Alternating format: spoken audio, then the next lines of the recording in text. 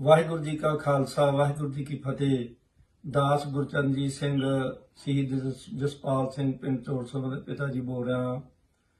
सो मैं भाई बलवंत सिंह राजोआणा की भैन बीबी कमलजीत कौर नूं ये याद करवाना चाहता हाँ कि अज तो 10 साल पहला मार्च 2012 में जदों राजोआणा नूं फांसी की सज़ा सुनाई गई सी तो उस संघर्ष दे विच मेरा बेटा जसपाल सिंह जो बादल सरकार के आर्डर से पंजाब पुलिस ने शहीद किया सी, जिस दी उम्र उस टाइम 18 साल सी, जिसका अज तक सानू कोई इंसाफ नहीं मिला।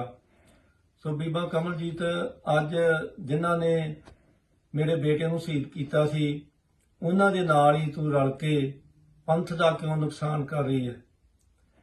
जिहड़े बादलों का अज पंथ दे विच कोई वजूद नहीं है, जो अज बंदी ਸਿੰਘਾਂ की रिहाई का मुद्दा उठा के सिख कौम नूं गुमराह कर रहे हैं। जदों बादलों की सरकार सी उस टाइम इन्हां नूं बंदी ਸਿੰਘਾਂ का क्यों नहीं चेता आया। अज बंदी ਸਿੰਘਾਂ का नाम लैके सारी सिख कौम नूं गुमराह कर रहे हैं।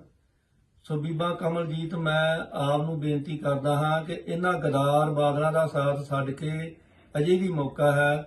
सरदार सिमरनजीत सिंह मान का पल्ला फड़ो और उन्हों की सपोर्ट करो, जो हमेशा ही सिख कौम के नाल चट्टान वांगू खड़ते हैं अते बंदी ਸਿੰਘਾਂ की रिहाई का मुद्दा उठाते हैं।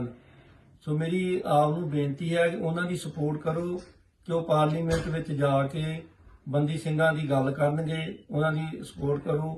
सारी ही सिख संगत नूं मेरी हथ जोड़ के बेनती है भाई कि सरदार सिमरनजीत सिंह मान की सपोर्ट करो, जो अगे जाके बंदी ਸਿੰਘਾਂ की रिहाई की गल करनगे। वाहिगुरू जी का खालसा वाहिगुरू जी की फतेह।